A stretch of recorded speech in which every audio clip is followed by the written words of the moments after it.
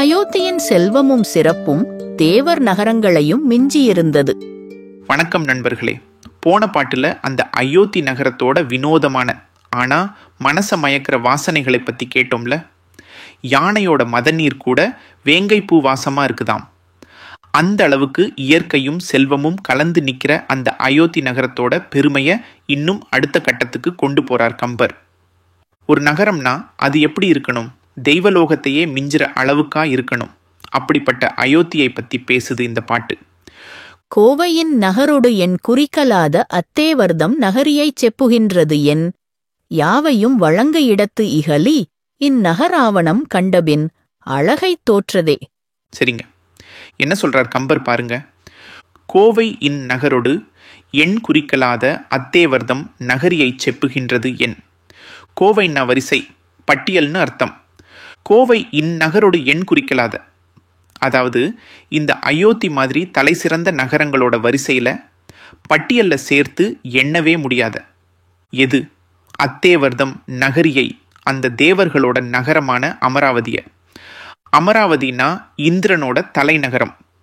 அதை சாதாரணமாக யாரும் குறைச்சி எடை போட மாட்டாங்க. ஆனால் கம்பர் சொல்கிறாரு, அயோத்தி மாதிரி நகரங்களோட சேர்த்து எண்ணவே முடியாத அந்த தேவர் நகரத்தை பற்றி. செப்புகின்றது என். இங்கே நம்ம ஏன் பேசணும்? அதை இந்த அயோத்தியோட ஒப்பிடலாமா? இது அதை விட சிறந்ததான்னு சொல்கிறதுக்கே அர்த்தம் இல்லைன்னு சொல்கிறார். அயோத்தி அந்த அளவுக்கு உயர்ந்து நின்னுச்சுன்னு சொல்கிறார். யாவையும் வழங்கிடத்து இகலி இந்நகராவணம் கண்டபின் அழகை தோற்றதே. ஏன் அப்படி சொல்கிறார் கம்பர்? யாவையும் வழங்கு இடத்து இகலி, எல்லா விதமான செல்வத்தையும் பொருளையும் நலனையும் மற்றவங்களுக்கு வழங்குற விஷயத்தில், அதாவது வள்ளல் தன்மையில், செல்வச் செழிப்பில் இந்த அயோத்தி மற்ற நகரங்கள் எல்லாத்தையும் மிஞ்சி நிற்குது. இகலினா வேறுபட்டு உயர்ந்துன்னு அர்த்தம். அயோத்தி எல்லா வளத்தையும் தர்றதுல தனிச்சு நிற்குது. அது மட்டும் இல்லை, இந்நகர் ஆவணம் கண்டபின். ஆவணம்னா கடைவீதி. இந்த அயோத்தி நகரத்தோட கடைவீதியை பார்த்துட்டா போதும். அழகை தோற்றதே.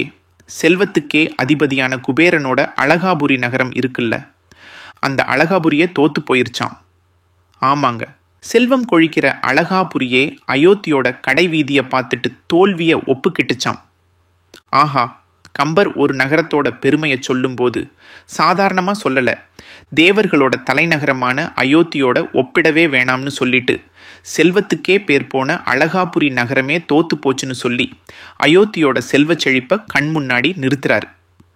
ஒரு நகரத்தோட கடைவீதி அவ்வளவு சிறப்பாக இருந்தா அந்த நகரமே எப்படி இருக்கும்னு நம்மளை யோசிக்க வைக்கிறாரு. இதுதாங்க கம்பரோட விஸ்வரூபம்.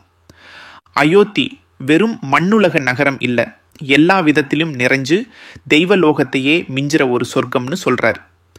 அப்படிப்பட்ட நகரத்துல தான் நம்ம ராமபிரான் அவதாரம் செய்ய போறாருங்கிறத இந்த வர்ணனைகள் மூலமா நமக்கு புரிய வைக்கிறார் கம்பர். அயோத்தியின் அளப்பரிய வளத்தையும் அது மற்ற நகரங்களெல்லாம் எப்படி மிஞ்சி நின்றது என்பதையும் இந்த ஒரே பாட்டுல அழகாக பதிவு செய்திருக்கிறார் கம்பர். என்ன ஒரு கற்பனை, என்ன ஒரு சொல்வளம்!